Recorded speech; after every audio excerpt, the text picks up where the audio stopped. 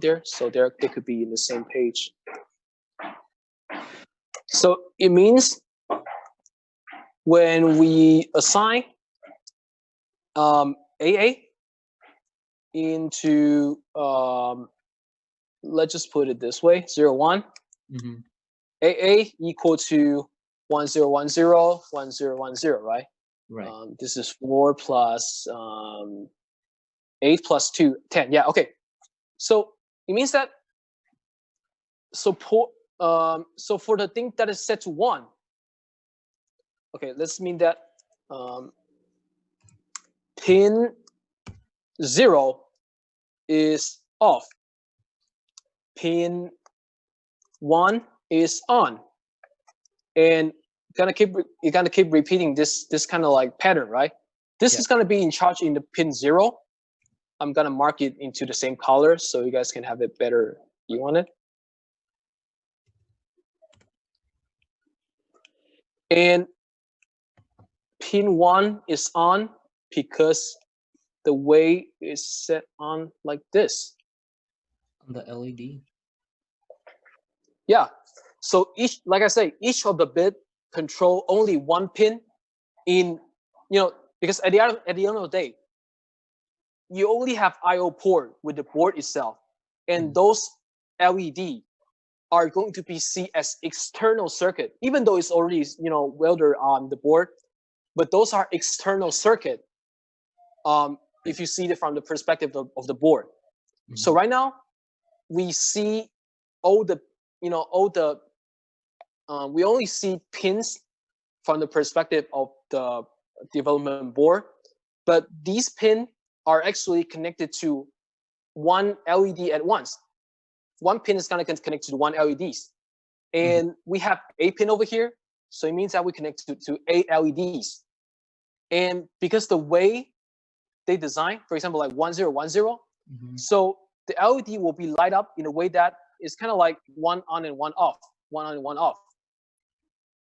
And isn't that exactly the thing we see when we execute the board, when we execute the program on the board? It kind of like light up, kind of like with the offset, right? Only 4 light up at once, and then when they got toggle, the one that's on is gonna become off, the one that's off will become on. So it's kind of like light up 4 at once, and then another 4, and then back, and then like this. Right. Okay.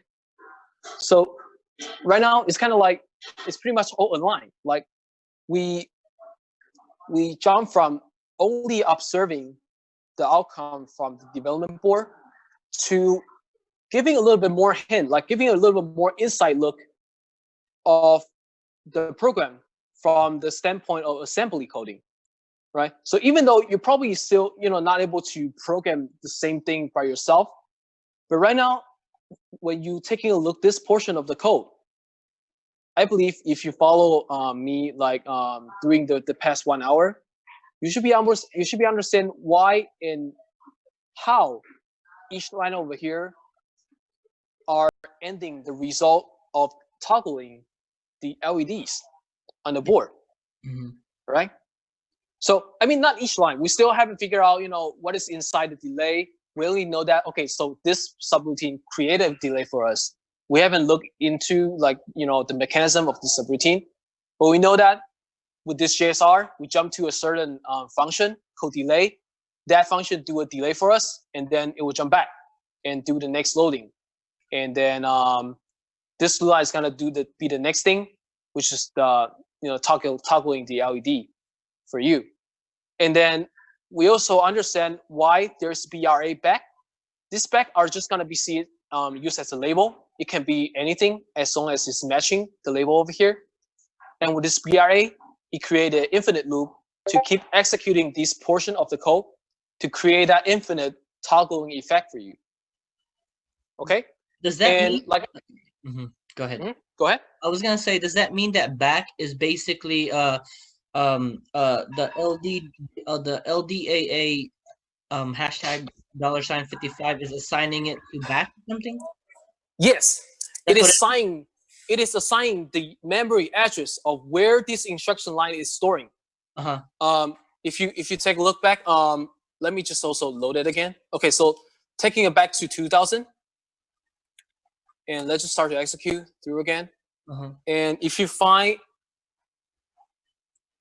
here, LDA so checkout, the yeah. line, this instruction line is stored into memory as just 2011. Mm-hmm. And because of for the sake of jumping back to this instruction line, Mm-hmm. this 2011 is assigned to this label back.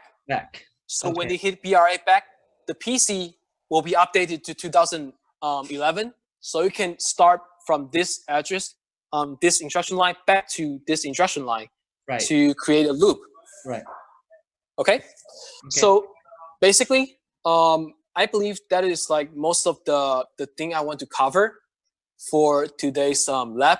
So I'll have a Q&A section just a second, but let me also introduce something. So basically, this will be the end of the talking part for today's lab. The rest of the time will be your hands-on time for you to perform lab 2 and lab 3. I already moved the deadline of lab 2 to, I believe it's June 15 or 14, like before the next Monday. And I'm gonna do the same thing for lab 3 as well. I'm gonna move the deadline for the lab 3 a little bit later than the deadline of lab 2, so you can finish that on time. But please start to work on these 2 labs in today's lab section if possible.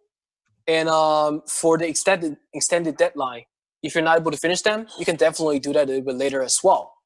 And the purpose I want to do it so harsh in today's lab is because lab 4 actually is the one designed by me, and I believe it covers some content that is in sync with the lecture content as well, which is branching and then the loop that is introduced by professor today. I believe those are very important concept. They are matching with your lecture, so I can't think a better time to jump into those content except right now. So I want to introduce that as soon as possible. So which is going to be introduced in this Wednesday. Okay, so let me start from reading some question from the chat, and then I'll open a QA section. Okay, let me take a look from the chat.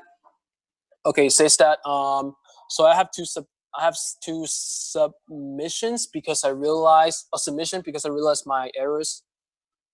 Okay, it's fine. So for those who are accidentally throw in multiple files, or you want to update your file after you submit it, it's always fine. Just submit whatever you have on Dropbox.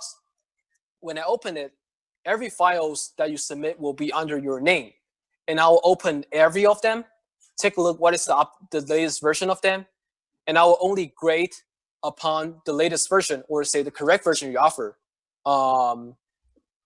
of your assignment. Okay, so don't worry about you